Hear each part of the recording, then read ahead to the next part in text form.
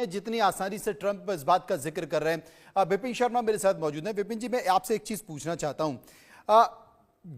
अचानक से हमास ने जिस तरीके से संकेत दिए हैं, इस बात की चिंता कहीं ना कहीं ट्रंप को भी सता रही है। ट्रंप ने तमाम पत्रकारों से चर्चा करते हुए इस बात का जिक्र किया है कि अगर बंधकों की रिहाई से हमास मना कर रहा है तो हो सकता है कि जो बंधक हैं वो बंधक रहे ही ना, उन्हें मार तो नहीं दिया गया। ये एक चिंता है।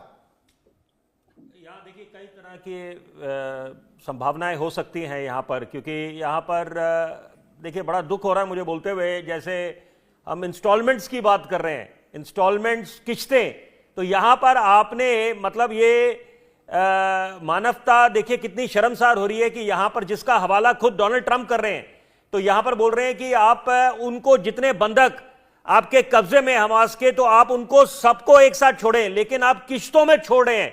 तो ये मुझे लगता है बड़ा गंभीर है। और साथ साथ दूसरी प्रबल संभावना है कि क्या वो बंधक, उनमें से कई बंधक अभी जीवित भी हैं या नहीं है। और जरूरी है इस चर्चा में कि हम उस बात का भी जिक्र करें कि जो बोला गया जब डोनाल्ड ट्रंप ने जो सर्वाइवर्स थे, जो हॉस्टेज रिलीज करेंगे बंधक, तो उनको देखकर बोला कि होलोकॉस्ट सर्वाइवर्स की तरह लग रहे हैं ये। और साथ साथ ऐसा प्रतीत हो रहा है कि इन्होंने 1 महीने से खाना नहीं खाया।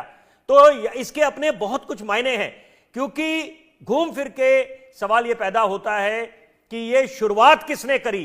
तो यहां पर तो मुझे लगता है कि जितनी इंटरनेशनल कम्युनिटी है यहां पर एक मंच पे होना चाहिए कि 7 अक्टूबर 2023 को जब एकाएक ये 251 बंधक बना दिए गए, और ये अलग अलग मुल्कों से हैं, कोई यूके से है, कोई फ्रांस से है, कोई जर्मनी से है, तो ये अलग अलग, थाईलैंड, फिलीपींस, तो यहां पर ये बात बड़ा गंभीर और ज्वलंत मुद्दा बन जाता है कि कितने लोगों को मारा गया। उस समय 74 लोगों को मारा गया। और उसके बाद यह भी बात अपनी जगह तय है कि 5200 फिलिस्तीन इस समय कब्जे में है इजराइल के। लेकिन देखिए युद्ध अलग बात है, जो इजराइल फिलिस्तीन का युद्ध चल रहा है और कई दशकों से चल रहा है, लेकिन यहां पर जो एक स्टेटस को बना हुआ था उसको खराब करने की कोशिश निश्चित बात है कि यहां पर हमास की तरफ से करी गई 7 अक्टूबर 2023 को।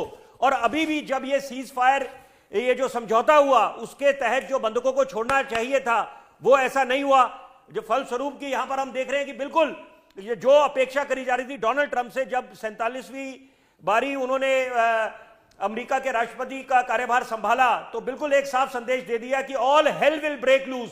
और उस चीज के लिए जाने जाते हैं, अपने बेबाक बयानबाजी के लिए। वाकई बेबाक बयानबाजी के जाने जाते हैं, लेकिन इन सबके बीच बड़ा भारी नुकसान हो चुका है। 14-15 महीने की जो जंग हुई है, उस जंग में हमास और इजराइल के बीच में उसमें नुकसान बहुत हो चुका है, बहुत पानी बह चुका है।